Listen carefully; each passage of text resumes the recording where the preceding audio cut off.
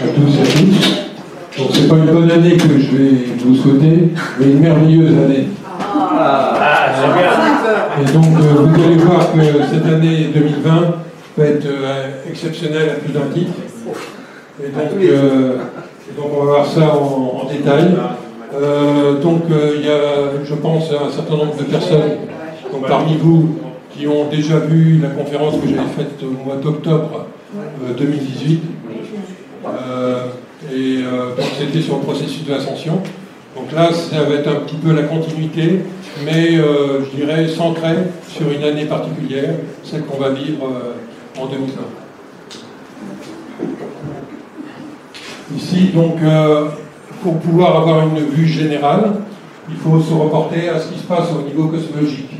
Donc actuellement, on a ce qu'on appelle la précession des équinoxes, et on est en train de rentrer dans l'ère du Verseau. Il y a également eu le transit de Nibiru dans le système solaire, et donc il est resté, je dirais, à l'intérieur de l'orbite terrestre à peu près de 2012 jusqu'à 2018. Là, il est en train de sortir, donc je vais vous montrer qu'est-ce qu'a fait Nibiru donc, pendant sa présence dans le système solaire, et donc quelles vont être les conséquences. Et également, donc une des conséquences, par exemple, ça va être le basculement du champ magnétique terrestre. Ça, vous aurez peut-être commencé par en entendre parler donc, aux infos. Donc on vous dit que le champ magnétique terrestre donc, se déplace aux alentours de 50 km par an. Donc d'après les dernières infos que j'ai, c'est passé à 70 km par an. Donc ça s'accélère un peu. Alors ici, donc on voit en fait les différents signes du zodiaque. Donc c'est les signes du zodiaque sidéral, donc qui correspondent aux étoiles.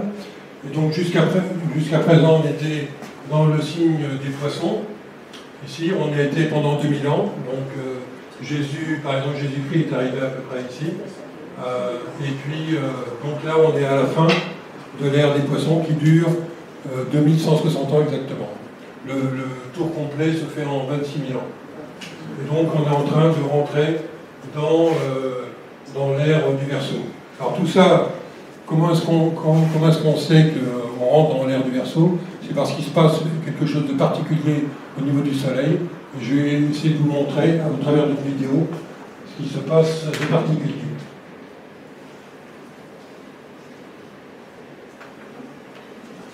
Alors ici, vous voyez donc le système solaire, avec le Soleil qui est au centre, et puis toutes les planètes qui se déplacent autour. Donc ça, c'est la vision qu'on avait jusqu'à présent, mais en fait, ce qui se passe, c'est que le Soleil, lui, se déplace à l'intérieur de la galaxie. Il fait un tour complet en 220 millions d'années. C'est très très long. Et donc là, vous voyez la Terre. La Terre, elle est entraînée en même temps par le Soleil. Donc toutes les planètes qui tournent autour du Soleil sont entraînées dans la course du Soleil. Et là, vous voyez la galaxie qu'on appelle la Voie lactée. Donc on va voir comment se déplace en fait le Soleil dans la Voie lactée. Alors ici, donc, jusqu'à présent, on pensait que le Soleil se déplaçait sur le bord de la galaxie, et qu'il allait faire un tour tranquillement en 220 millions d'années, mais en fait, c'est un petit peu plus compliqué que ça. Ce qui se passe, c'est que là, vous voyez le Soleil qui fait une espèce d'ellipse, qui tourne, je dirais, à proximité de la Voie lactée, et donc de manière alternative, donc le Soleil va passer au-dessus du plan galactique, et va passer au-dessous du plan galactique. Et donc actuellement le Soleil est en train de faire ce qu'on voit ici, c'est-à-dire qu'il se rapproche du plan galactique. Alors, quand il se rapproche du plan galactique, là vous voyez la précession qui dure 26 000 ans, donc c'est le nombre d'années dont je vous ai parlé, et donc tous les 13 000 ans, le Soleil traverse, je dirais, le plan galactique. Alors ça, qu'est-ce que ça a comme conséquence? Eh bien, ça a une conséquence directe de ce que nous observons aujourd'hui, c'est le réchauffement climatique.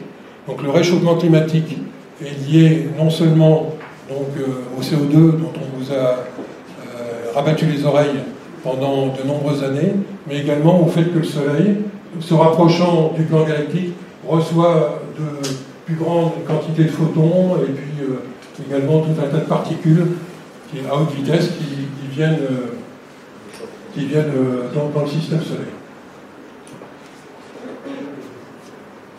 Donc là, je vais terminer pour cette vidéo. Donc pour moi, la théorie du réchauffement climatique est exacte. Il y a bien un réchauffement climatique, mais la raison principale n'est pas le CO2. Le CO2 participe au réchauffement climatique, mais n'est pas la raison principale, ce qui fait qu'il y a à peu près 13 000 ans, quand le Soleil a traversé également le plan galactique, il y a eu un autre réchauffement climatique, et ça a été raconté au travers de l'histoire, donc avec le déluge.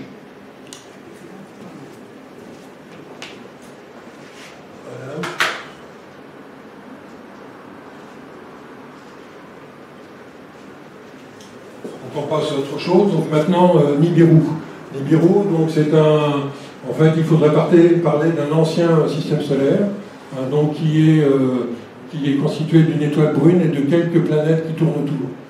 Et donc là, également, on ne vous en a pas parlé, mais il se trouve que depuis à peu près 2012, et je vais vous montrer ça au travers de graphiques, on a commencé à ressentir de façon thermique donc les effets de Nibiru. Et on a commencé à ressentir les effets de Nibiru au niveau magnétique à partir des années 2000. Donc il a fait une trajectoire comme ceci, donc en passant par un maximum vers 2015, donc 2012 à peu près ici, 2015 ici, 2018 ici, donc il sortait de l'orbite solaire, et là donc il est en dehors de l'orbite solaire. Donc jusqu'à présent, je n'avais pas pu vous montrer des images de Nibiru, mais cette fois-ci, du fait qu'il est sorti de l'orbite solaire, eh bien, quand le Soleil se couche, le Nibiru se lève. Mais il faut voir qu'il est très au sud, et donc il apparaît très très peu. Et donc il y a quelques vidéos qui ont été prises, que vous pourrez retrouver sur Internet, et donc en fait il s'agit d'une lumière orange, qu'on peut voir ici. Ici ça a été tourné en Ohio, donc aux États-Unis, donc au mois d'octobre, le 26 octobre. Et donc ici on voit une lumière orange qui apparaît en pleine nuit, et donc qui pour moi correspond, je dirais, à Nibiru. Et donc j'ai revu depuis d'autres vidéos où on a également des lumières oranges qui apparaissent dans le ciel, un peu de ce type-là, mais pas toujours avec la même intensité. Et donc c'est... Mais ça peut être vu que là? C'est vu que la nuit. Oui, mais chez nous, il n'y a jamais vu ça. Disons qu'il faut être levé la nuit et il faut regarder. Donc maintenant, je pense que c'est plutôt dans l'hémisphère sud où c'est beaucoup plus facile de l'observer, parce qu'il se lève très très peu au-dessus de l'horizon. Parce que là, le Ohio, c'est pas dans l'hémisphère sud. Alors, du fait que Nibiru, pour moi, se trouve ici, donc avec un angle très incliné par rapport à la Terre, eh bien, lorsque la Terre tourne sur elle-même, eh bien, on voit très très peu apparaître la planète elle-même, mais on voit les lumières, où on peut apercevoir les lumières de temps en temps. Il faut avoir une situation météorologique et autres. Il ne faut pas que la Lune soit présente. Donc, par exemple, le 26 octobre, donc c'était, je crois, la nouvelle Lune, et donc la Lune n'était pas apparente. Et donc elle ne tient pas brouillé, je dirais, les lumières. Donc je vais continuer.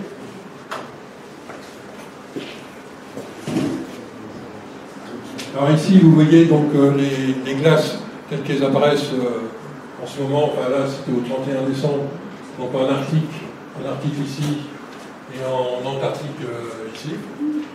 Donc ça, au nord et au sud. Et donc on peut voir que, de façon régulière, périodique, tous les ans, donc en hiver, là la glace reprend en Arctique et elle va fondre, ça va fondre nettement en Antarctique. Donc là, on est dans une phase de fonte qui va se terminer vers le mois de février, donc en Antarctique. Et ça, c'est quelque chose de tout à fait normal. Donc, par contre, ce qui n'est pas normal, ici c'est un graphique qui représente l'extension des glaces arctiques. Donc les glaces arctiques, ça va de 0 millions de kilomètres à 18 millions de kilomètres carrés, hein, donc par rapport aux surfaces qui sont comptées. Donc là, en fait, on compte toute la surface qui est en blanc. Voilà, et donc avec cette surface, on évalue la surface de glace en Arctique. Et donc là, par exemple, ça c'est monté au maximum à 16 millions de kilomètres carrés. Et donc vous voyez quelque chose de particulier, ici en rouge, donc il y a l'année 2012. L'année 2012, c'est passé vraiment par un minimum, donc on était à 3 millions et quelques, 3 millions et demi de kilomètres carrés, alors que si on suit les courbes du réchauffement climatique, telles qu'elles se passent les années précédentes, les années qui ont suivi, je dirais de 2012 à 2018, s'est écoulé 6 ans, et vous voyez qu'en 2018, on ne s'est pas descendu aussi bas. Et donc on a eu manifestement donc un apport thermique supplémentaire ici en 2012. Vous allez pouvoir voir un peu la même chose cette année. Cette année, donc, nous sommes en 2020, mais on vient juste de terminer l'année 2019. Donc en année 2019, vous voyez que cette courbe bleue se rapproche de la moyenne qui est en gris. Et en 2018, on avait quelque chose de particulier, donc on avait une influence thermique supplémentaire. Et c'est cette influence thermique qui, pour moi, est à l'origine de la sécheresse qu'il y a eu en Australie, donc en 2018, la sécheresse en Afrique du Sud aussi, et qui a provoqué cette année donc, les incendies qu'on connaît. Donc les scientifiques sont à peu près d'accord pour dire que c'est la sécheresse de 2018, de l'hiver 2018. Alors, quand on parle de l'hiver, c'est l'hiver pour nous, mais c'est l'été pour eux, en Australie. Donc c'est l'hiver, en fait l'été, je dirais, réellement en Australie, qui a provoqué une sécheresse extrêmement importante et qui serait la cause des multiples feux qu'on a vu apparaître cette année. Donc là, c'est ce que j'avais présenté la dernière fois. Donc pour moi, au 31 décembre 2018, donc Nibiru était passé près de l'orbite terrestre. Mais il faut voir ça un petit peu en perspective, en 3D, si je dirais, si je reviens ici. Donc en fait, à aucun moment donné, donc la planète Nibiru n'a coupé réellement l'orbite de la Terre. Elle était très en dessous de l'orbite terrestre. Donc ici, et puis maintenant, comme elle sort, comme Nibiru est sorti du système solaire, maintenant on peut l'observer à certains moments, et plutôt dans l'hémisphère sud. Alors, une des conséquences... Oui. On aurait dû quand même constater des effets de perturbation gravitationnelle. Alors, vous allez voir que... Enfin, on a pu noter donc, une augmentation en termes de séisme, et de tremblements de terre, donc ça c'est, je pense, assez notable. Et puis, pour moi, une des influences majeures, qui va avoir des conséquences à plus long terme encore, donc c'est le mouvement au niveau du champ magnétique terrestre. Alors, au niveau du champ magnétique terrestre, en fait, je dirais que jusqu'à présent, donc, le déplacement du pôle nord magnétique se déplaçait entre 0 et je dirais 15 à 20 km maximum par an. Et puis, on a vu quelque chose d'étonnant à partir des années 2000. Donc, à partir des années 2000, eh bien, ça s'est déplacé à une beaucoup plus grande vitesse, jusqu'à 70 km par an. Et donc, ça s'est poursuivi dans les années qu'on a connues, donc des années 2000 jusqu'à aujourd'hui. Et donc, on voit un déplacement très important du champ magnétique terrestre, du pôle magnétique terrestre. Donc vous voyez, dans les années 1860, on était là, 1910, 1960, et puis après, ça s'est un petit peu accéléré. Alors pour vous montrer un peu comment les choses s'accélèrent, donc j'ai une petite vidéo. Voilà. Donc ici, vous voyez le point vert qui correspond donc au pôle nord magnétique. bien, vous le voyez accélérer là. Et puis quand il va s'arrêter, on sera en 2020. Donc ça, c'était dans les années 1800 et quelques. Et donc là, le pôle magnétique alors il se déplace en fait du Canada donc vers la Sibérie. Il y a une assez grande vitesse. Donc il y a des personnes qui pensent que le champ magnétique va basculer dans 500 ans, 1000 ans, etc. Pour moi, ça va être une question d'une vingtaine d'années, où on va ressentir réellement le champ magnétique qui va basculer. Enfin, je peux me tromper, et puis on en reparlera dans 20 ans. Donc,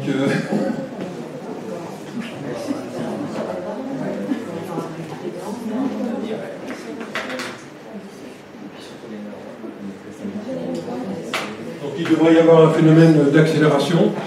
Il faut savoir que si Nibiru a eu une influence à partir des années 2000, donc des années 2000 jusqu'à, on peut dire, l'entrée de Nibiru dans le système solaire jusqu'à 2012, d'accord, il va encore avoir une influence pendant 10 ans à peu près sur le champ magnétique terrestre. Philippe, oui.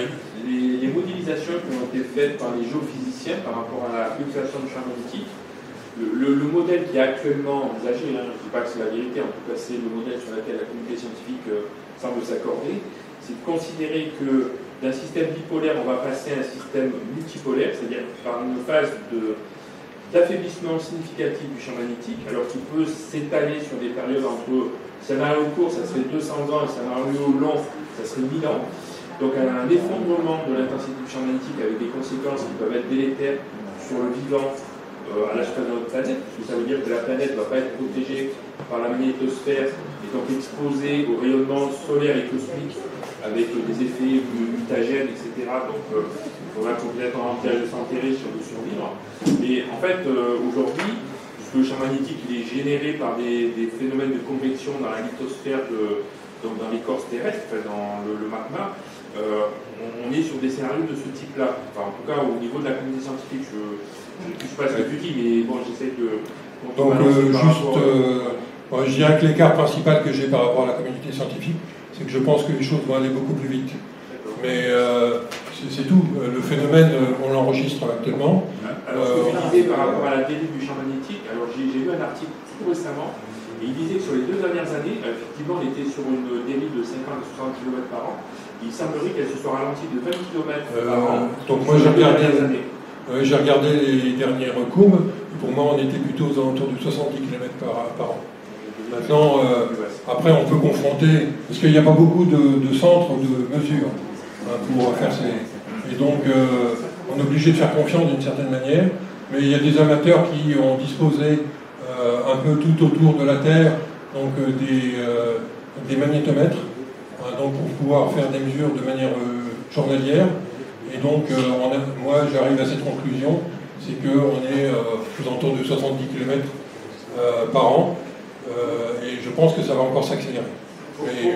Philippe, pour revenir à Nibiru, dans la perception, la compréhension que tu en as, c'est quoi pour toi? C'est une étoile, une naine rouge? Alors en fait, je dirais si vous regardez, si vous voulez avoir du détail là-dessus, donc il y a une étoile, une naine qui est une naine brune, donc très peu visible, et donc très compacte aussi, mais qui émet essentiellement de la chaleur. Et celle-ci est appelée dans la littérature, si vous regardez sur Internet, est appelée Némésis. Et Nibiru, c'est juste une planète qui tourne autour de Némésis. Donc, en fait, c'était un ancien, on peut dire, un ancien système solaire, un ancien système d'étoiles qui s'est rattaché au Soleil et qui fait une révolution complète en 3600 ans. Donc là, c'est reparti, la planète Nibiru est repartie pour 3600 ans. Donc on la reverra pas. Par contre, elle va continuer à avoir une action très importante sur le champ magnétique terrestre. Également, on verra sur l'aspect des séismes et des volcans.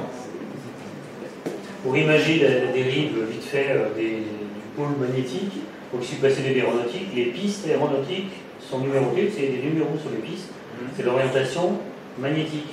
Si vous avez la piste 36, c'est 4360, 4 nord. Il y a 1 an et demi, 2 ans, à Lyon, l'orientation des pistes a changé de 1 degré. Et j'ai des cartes aéronautiques de Lyon qui datent de 75. Donc depuis 1975, ça n'a pas changé. Là, ils sont passés de la 36 à la 35. Ça n'arrive pas. Ça nous prouve bien qu'il y a une dérive.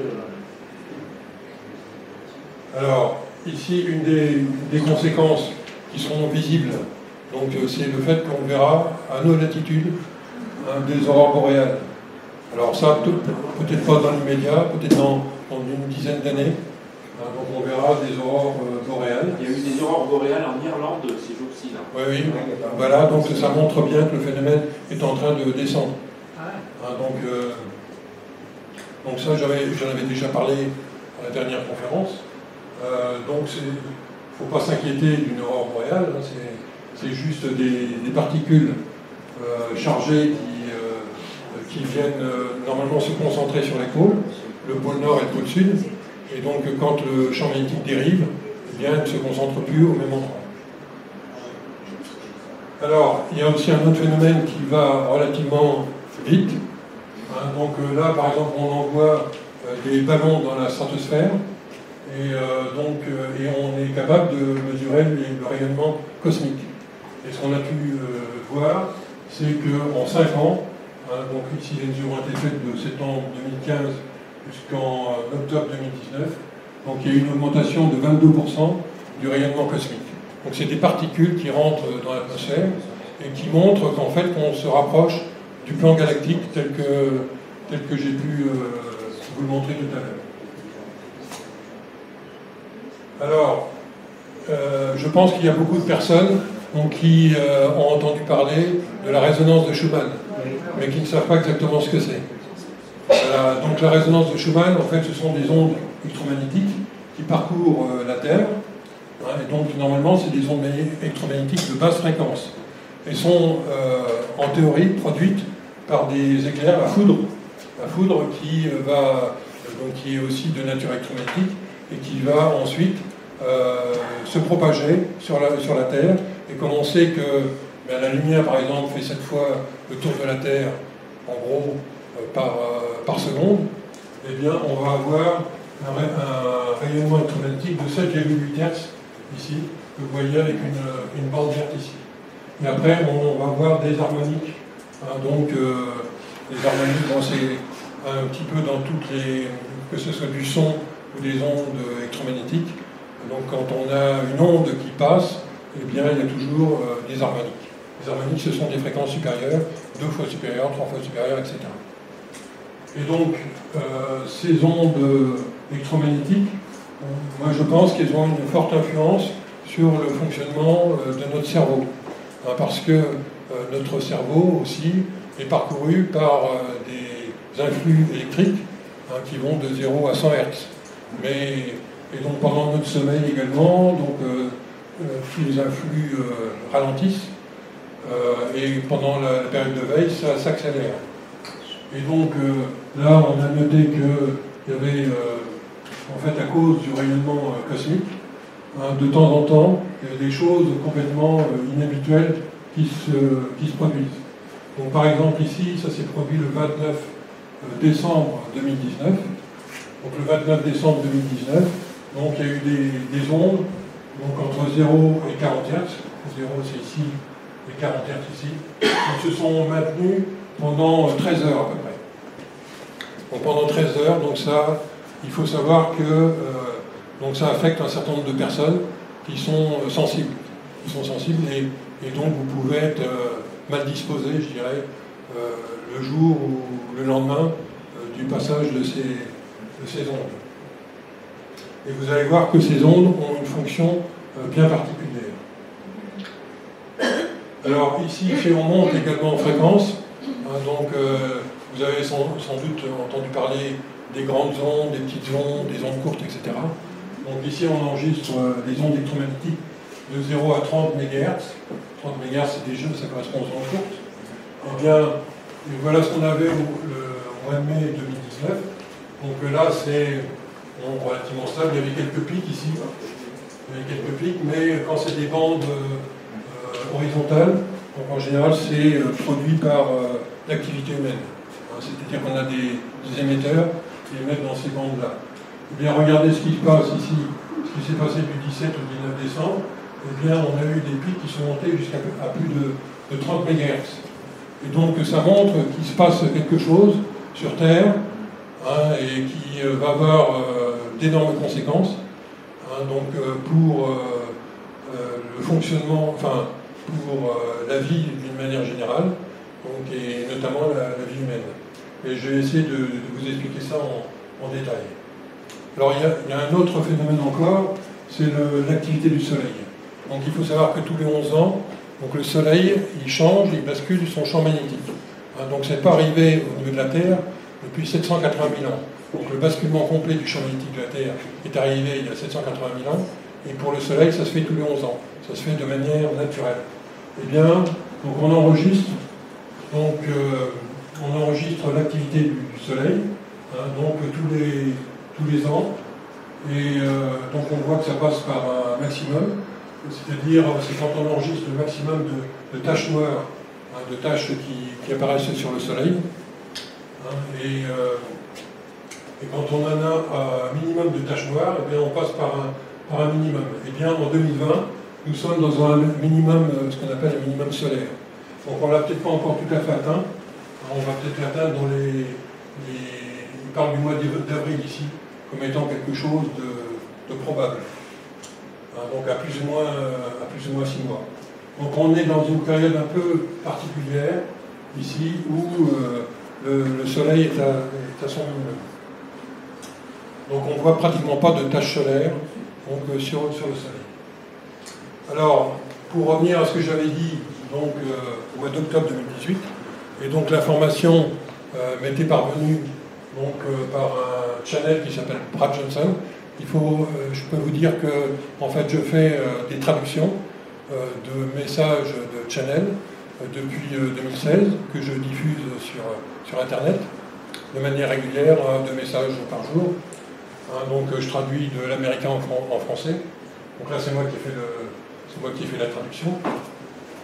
Et donc tous les jours, on a des informations qui nous arrivent d'êtres de l'espace, que certains appellent les extraterrestres, ou d'êtres spirituels, donc ils ne sont pas dans notre dimension. Eh bien, donc Brad Johnson, chaque mois, fait un petit peu un état de ce qu'il perçoit pour le mois en cours, et donc à cette date-là du 22 septembre, donc il a dit qu'une grande quantité de vaisseaux spatiaux ont émergé du Soleil suite à l'activité du Soleil qui s'est produite il y a un peu plus d'une semaine. Il faut savoir que pour nos engins spatiaux, c'est complètement impossible de s'approcher du Soleil. Si on s'approche trop près du Soleil, tout va fondre, et donc notre vaisseau spatial ou fusée va complètement disparaître. Mais apparemment, quand on dispose de technologies plus avancées comme celle des extraterrestres, eh bien c'est possible de s'approcher du Soleil et même de traverser le Soleil. Donc le Soleil serait un peu une porte d'entrée dans notre système solaire. Alors ces vaisseaux spatiaux sont des observateurs et effectueront des configurations de routine qui permettront aux postes d'observation et aux protocoles de surveillance de prendre effet. Donc ils avaient pour objectif à cette date de faire des observations. On va comprendre un peu plus tard pourquoi. Donc leur fonction sera de l'observation de la Terre au contrôle solaire et à la défense et à l'intervention planétaire. Donc ils sont entrés, je dirais, en force. Je vais vous montrer des images juste après. Donc il y en a vraiment des milliers et des milliers. Donc cette flotte de vaisseaux spatiaux varie selon les arrangements, chacun ayant des fonctions spécifiques telles que celles mentionnées précédemment. Ils préserveront également la quarantaine présente dans le système solaire pour empêcher tout groupe tiers non autorisé d'entrer dans le système solaire susceptible de perturber les agendas actuels établis entre la Confédération galactique et les gardiens de l'Alliance. Alors ici, on parle par exemple de quarantaine. Il faut savoir que la Terre est une des planètes du système solaire qui a été mise en quarantaine, c'est-à-dire qu'il ne doit pas y avoir d'intervention extérieure directe. Et donc, au niveau extraterrestre, on peut dire qu'il y a des extraterrestres qui sont positifs et d'autres qui sont négatifs. Bien, ni l'un ni l'autre ne doivent faire d'intervention très directe qui pourrait perturber le fonctionnement de l'humanité. Donc ce qui se passe n'est en aucun cas une invasion. La présence de flottes interstellaires marque la fin d'un temps très sombre pour l'humanité. Une nouvelle ère est sur le point de commencer. Eh bien, c'est cette nouvelle ère que je vais essayer de vous décrire, que j'ai déjà commencé à décrire donc en 2018, donc en octobre 2018. Elle conduira à la divulgation d'informations. Donc, comme vous pouvez le dire, Thierry, donc, en termes de divulgation, eh bien, ça n'a pas réellement démarré. Donc, je dirais qu'il y a eu, pendant la période, je dirais 2012-2018, 2019, une prise de conscience d'un petit nombre de personnes. Donc, il y avait des choses qui nous ont été cachées. Mais je dirais que la divulgation n'a pas encore été faite à grande échelle. Donc ça conduira à des solutions et à des applications sur la scène mondiale pour commencer à vivre sur Terre comme prévu, c'est-à-dire en tant que peuple uni. Jusqu'à présent, on a toujours connu des guerres, et même dernièrement, donc entre l'Iran et les États-Unis, on peut dire qu'il y a un risque de conflit et de guerre. Donc les flottes interstellaires resteront en arrière-plan dans l'accomplissement de leurs tâches, le reste de la partie se poursuivant. Donc en fait, on les verra relativement peu, on les a vus relativement peu jusqu'à présent, mais les choses vont commencer à évoluer. Donc l'humanité améliorera l'humanité, cela ne doit pas être fait par des visiteurs hors du monde. Donc ça, c'était l'enjeu de l'humanité et de la mise en quarantaine telle qu'elle a été faite sur Terre, qui est de permettre à l'humanité d'évoluer à son propre rythme et donc de ne pas être poussé en avant. Je dirais que si les extraterrestres intervenaient aujourd'hui, il se passerait un petit peu la même chose que lorsque nous, on a essayé de coloniser donc, des peuples en Afrique. Donc on a amené toute notre technologie, tous nos savoir-faire, mais ce n'est pas pour autant que l'évolution du peuple africain s'est faite correctement. La preuve, c'est qu'ils sont toujours en guerre actuellement, il y a toujours des conflits. Et donc, ce n'est pas la meilleure méthode n'est pas d'envahir. Alors, voilà les photos qui ont été prises. Alors, c'est une personne qui s'appelle Gina Maria Calvin-Hill. Donc, vous pouvez la trouver assez facilement sur Facebook. Et donc, très régulièrement, elle diffuse des photos ou même des vidéos, parce qu'elle a un matériel assez sophistiqué. Et donc, elle a pu prendre des photos à proximité du Soleil. Et là, vous voyez, donc, tous les petits points blancs que vous voyez, ce sont des engins spatiaux qui se déplacent par centaines, par milliers. Et donc, je dirais qu'on les voit plus particulièrement proches du Soleil, parce qu'il y a la lumière du Soleil qui se reflète assez facilement. Mais autrement, on les voit un peu plus difficilement quand ils sont éloignés du Soleil. Donc, il faut s'imaginer la dimension de ces vaisseaux spatiaux. Ce n'est pas du tout comme un avion classique. Donc c'est des trucs, c'est des vaisseaux qui sont énormes. C'est difficile ils font plusieurs kilomètres de long. Donc c'est difficile d'appréhender un petit peu la technologie qu'ils peuvent avoir. Mais ce qu'on nous dit simplement, c'est qu'ils sont entrés en force dans le système solaire. Et donc depuis 2018, et qu'ils ont commencé à faire ce qu'on appelle du nettoyage. C'est-à-dire que leur objectif est de non seulement libérer la Terre, de faire en sorte que la Terre sorte de sa quarantaine, mais également les autres planètes du système solaire. Donc, quand on parle de planètes, ça peut même être des satellites comme la Lune. La Lune, il y a plusieurs races extraterrestres qui vivent plutôt dans la face cachée de la Lune. Et donc sur Saturne aussi, sur la plupart des planètes du système solaire. Donc il y a des races extraterrestres et qui, on verra, qui ont été dominées, parce qu'il y a à peu près 350 000 ans. Donc une population extraterrestre, ce qu'on appelle les Dracos, et qui sont venus d'Orion, ont envahi le système solaire et ont pris le contrôle du système solaire. Et donc leur objectif, c'est de faire en sorte qu'on reste dans la situation où on était jusqu'à présent, mais les choses sont en train de changer grâce à l'intervention de la flotte intergalactique et également de l'évolution de la conscience humaine qui est en train de se dérouler sur Terre.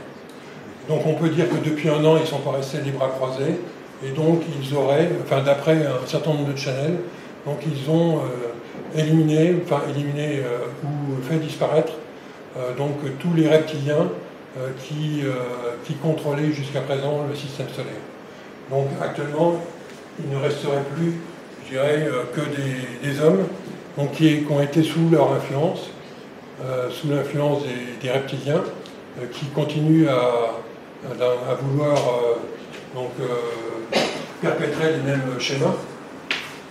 Mais disons que les choses vont évoluer vont commencer à évoluer à partir de cette année.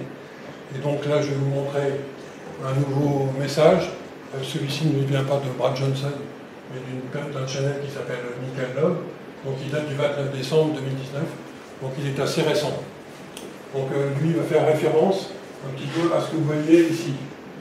Donc au niveau de la résonance et des ondes électromagnétiques de Schumann. Donc je vais vous lire le texte et puis après je vais essayer de vous le traduire un peu au fur et à mesure. Donc les forces de sécurité delta sont en état d'alerte élevé, alors que les forces lumineuses pléiadiennes finissent par recouvrir la nouvelle grille cristalline 5D avec cette puissante lumière gamma 5D 40 Hz. Alors ici, ce que vous pouvez remarquer, c'est que la fréquence ici va jusqu'à 40 Hz et dépasse certainement 40 Hz. Alors, ici, qu'est-ce que c'est que la grille 3D, la grille 5D? Je dirais que jusqu'à présent, on était dans une matrice, la matrice en 3 dimensions, 3D qui nous a enfermés, je dirais, qui nous a mis en quarantaine pendant 350 000 ans. Et donc là, on va bientôt en sortir.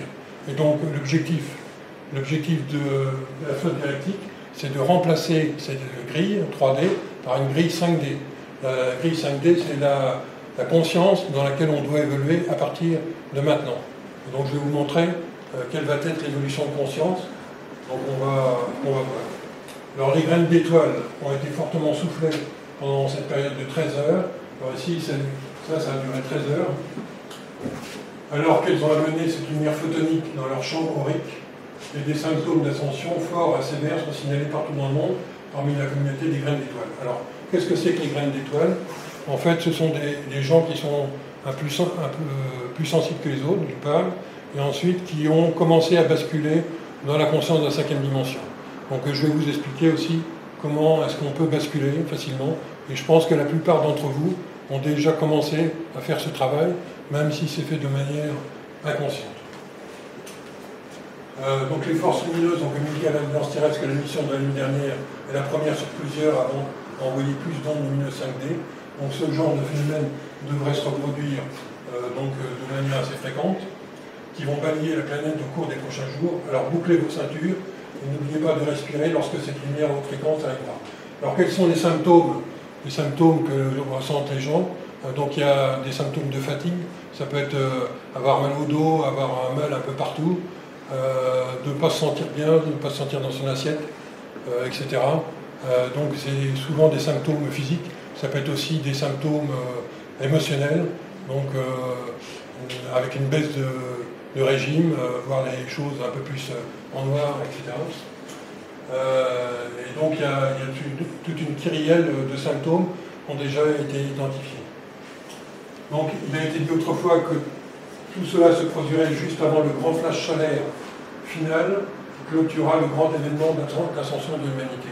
Et donc là je dirais que depuis des années, donc nous sommes balayés par des ondes haute fréquence qui essayent de nous amener progressivement à avoir une conscience 5D. Et donc ça va ce genre de choses va se clôturer d'une certaine manière au travers d'un flash solaire. Donc je vais essayer de vous décrire un petit peu ce qui va arriver. Et tous ces signes dans ce cosmos indiquent l'apparition d'un événement évolutif majeur sur la planète Terre à partir du printemps 2020. Donc là, ça fait référence au flash solaire qui pourrait avoir lieu donc, au printemps 2020. Alors, avant de vous parler du flash solaire lui-même, je vais vous parler donc du changement de conscience. Et donc, quelqu'un qui est dans la conscience de la 5e dimension recherche l'unité, et non pas la séparation. Il recherche l'amour, et non pas la haine, la peur, la répulsion. Il recherche la paix, et non pas la guerre, la violence. Il recherche la joie, et non pas la tristesse, la souffrance. Il recherche la liberté, et non pas l'asservissement, la dictature, l'esclavage. Il recherche l'harmonie.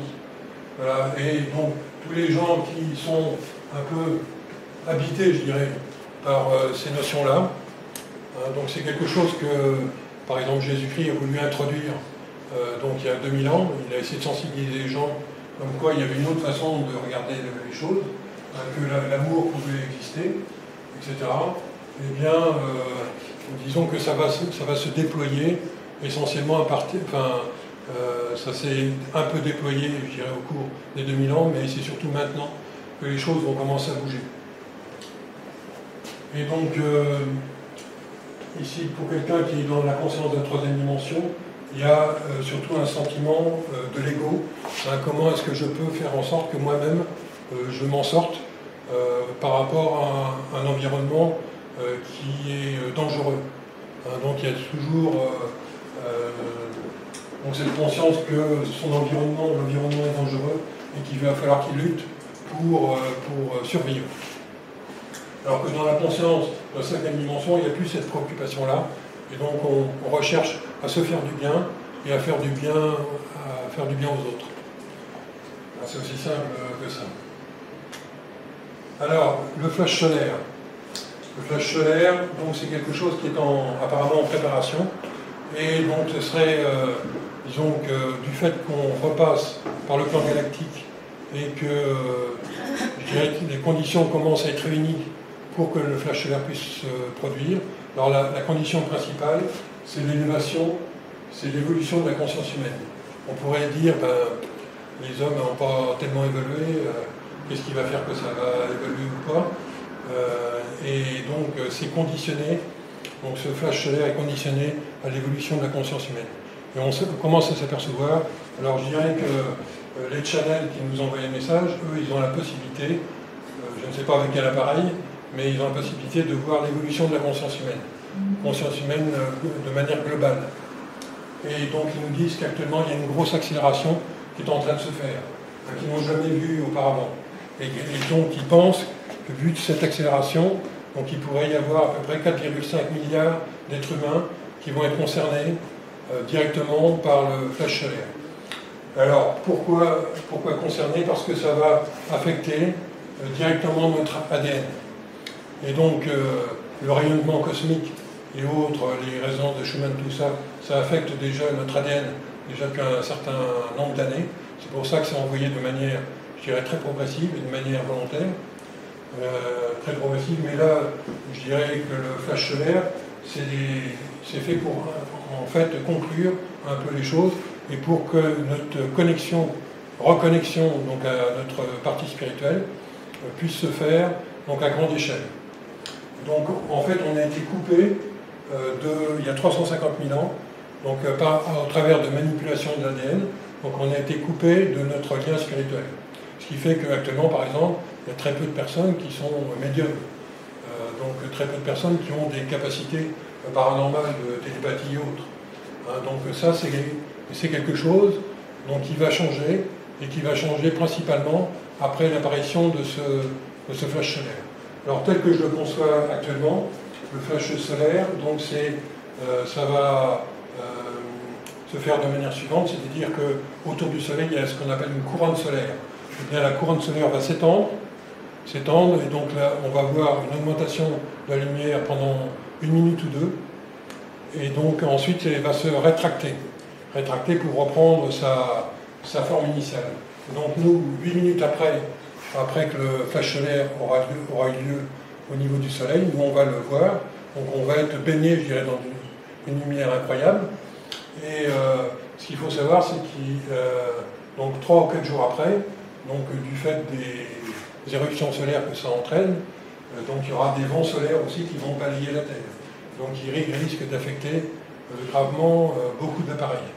Et donc ça sera à peu près 3 ou 4 jours après. Donc là, on sera prévenu.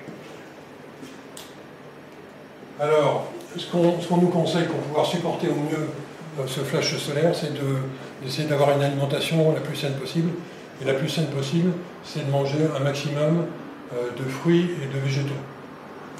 D'accord? Donc là, vous avez juste une image.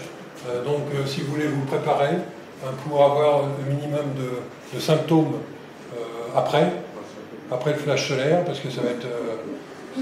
Alors, je dirais qu'il va y avoir deux manières d'appréhender le flash solaire, parce que ceux qui ont la conscience de troisième dimension vont le voir aussi. Et par contre, eux, ils vont être relativement effrayés. Ceux qui sont déjà axés dans la conscience de cinquième dimension, eux vont percevoir cette chose comme quelque chose de très positif. Comme s'ils étaient dans un bain d'amour. C'est très difficile à décrire. Donc c'est l'augmentation de la lumière, de la chaleur, de l'amour, etc. Et donc ça sera perçu de manière très positive par ceux qui sont dans la conscience de cinquième dimension.